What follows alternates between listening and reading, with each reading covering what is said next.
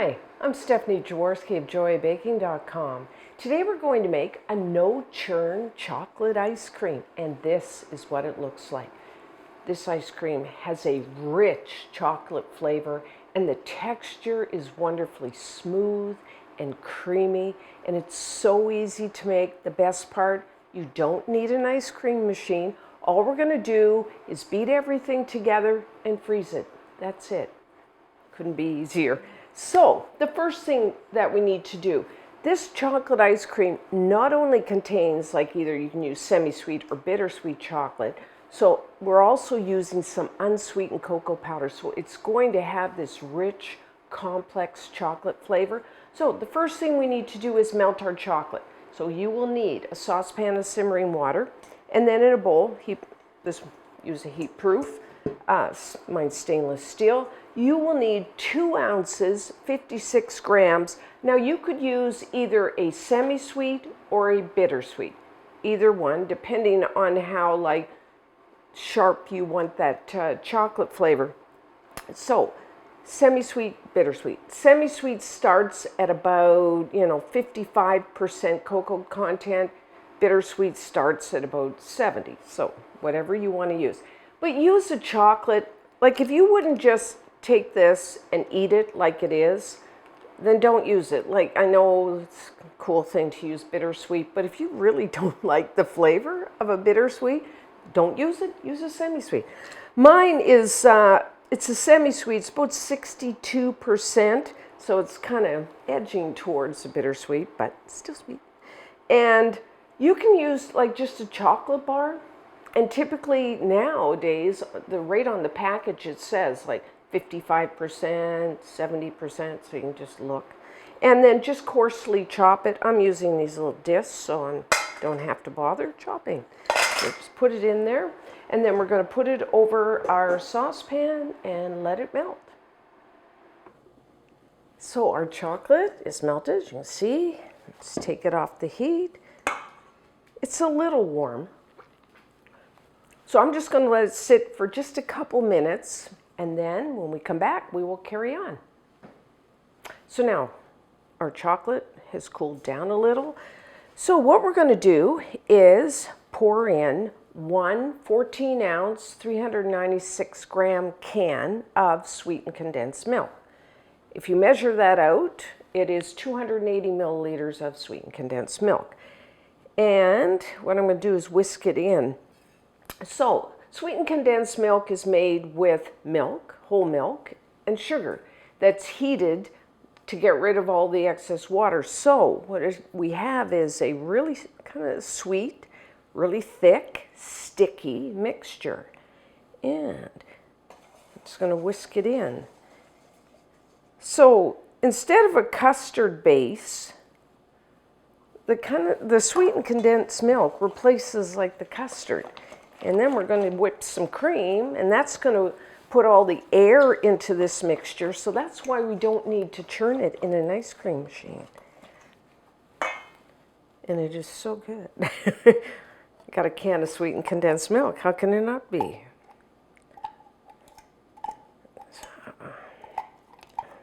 it all out as much as I can. Okay. Whisk that in, or you could just use your spatula to do this.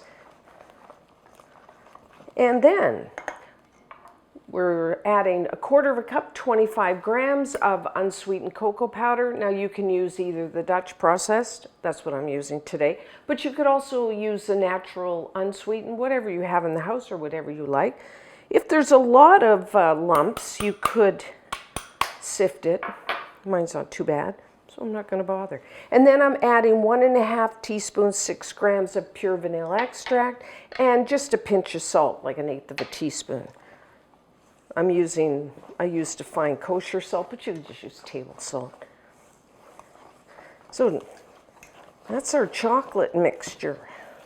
So what we're going to do now, if you have a stand mixer, use your whisk attachment. You could use a hand mixer for this, or really, you could use just a large bowl with another whisk.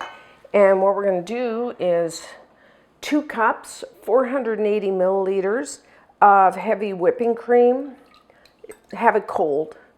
And heavy whipping cream has a butterfat content of around 35–40%, which translates into when you whip it, it will hold stiff peaks. But right now, what we want to do is beat this to soft peaks. So what I like to do is start like on low speed because it tends to splatter.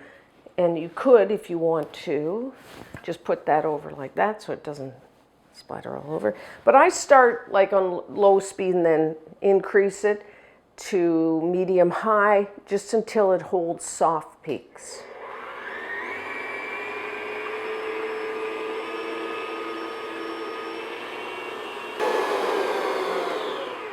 Okay, we're done.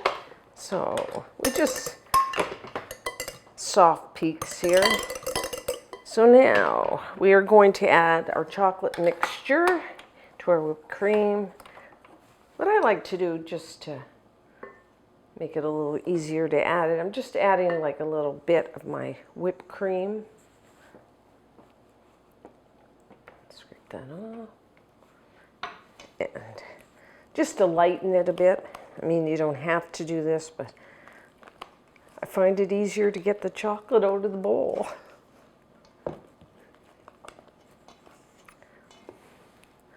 Okay.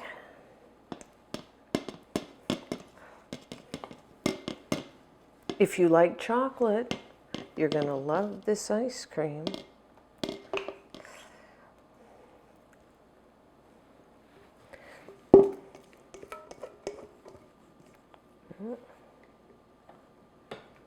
Oops. And put that back. Right.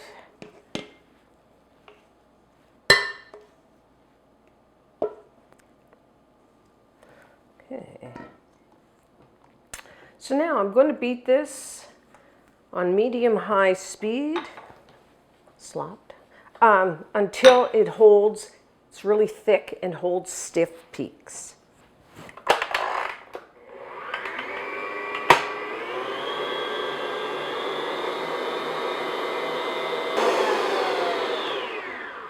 We are done.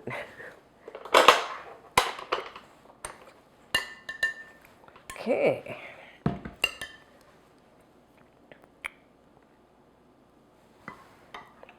Let's give it a quick stir, make sure everything's mixed together. Just looks like a thick chocolate whipped cream or chocolate mousse. So now, you have to excuse me, I'm just going to go in the freezer here. So what I have is a loaf pan. Anything metal. I prefer metal. You don't have to, but I find then the mixture will freeze faster if your pan kind of gives it a head start, so your pan's nice and cold. So I just used a loaf pan, and then I lined it with plastic wrap and have an overhang like this, because I'll show you in a second why I do that. You could, if you don't want to use plastic wrap, you could line it with parchment paper, wax paper. Really, you don't even have to line it, but I'll show you why I did. So all I'm going to do is just pour this in here. Although, to tell you the truth, I could just eat it like this.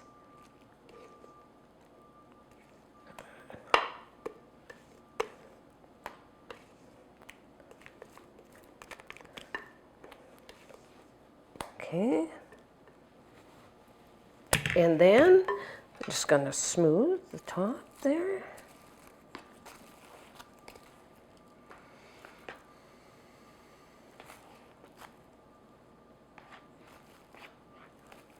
And then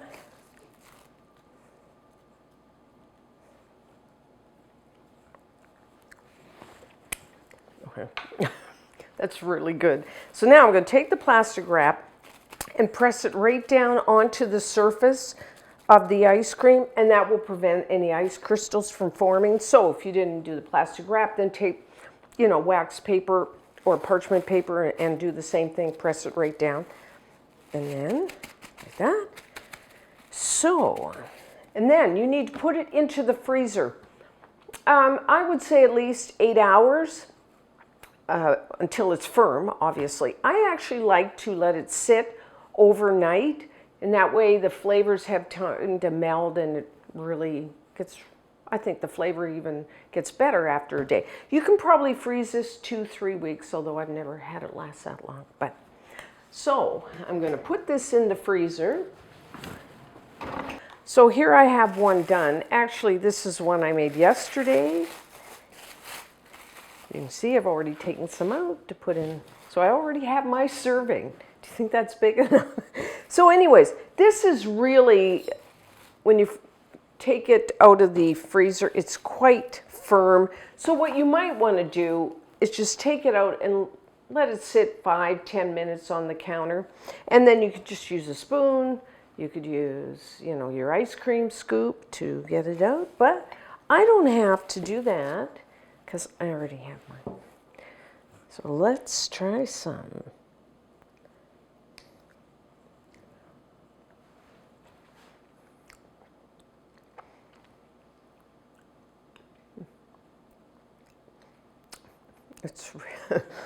I love chocolate.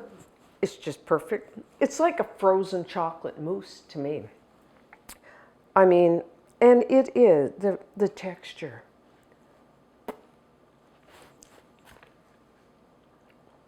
Smack my lips there. So, it is so smooth and so creamy. It's just wonderful. You could put some sprinkles on top. More whipped cream, although do we really need any more whipped cream than what's in here? You know, normally, traditionally, you would make ice cream with a custard base. And then you have to cook it because it has eggs, and then you have to chill it, and then you have to churn it in your ice cream machine, and then you have to freeze it. You know, I resisted making this type of ice cream for a long time, and I thought, how can sweetened condensed milk, basically that, and whipped cream, make a really good ice cream? But, you know, I can't believe, I think it is every bit as good as a custard-based ice cream. But having said that, you can go to joyabaking.com, either our YouTube channel or our website, and I do have a chocolate ice cream made with a custard base, which, you know, that's really good too. So you might want to give each one a try. And I also have other no churn ice creams because I kind of got on a kick here.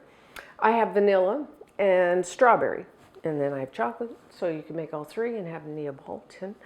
And then there's also like vanilla ice cream made with a custard base, and I have the Philadelphia type of vanilla ice cream, you know, strawberry cheesecake. You know, I've got all kinds of ice creams, as well as some frozen fruit pops if you like that, and there's ice cream cones. Check it out because there's lots of good things to make on there, but you must try this. And until next time, I'm Stephanie Jaworski of joyabaking.com.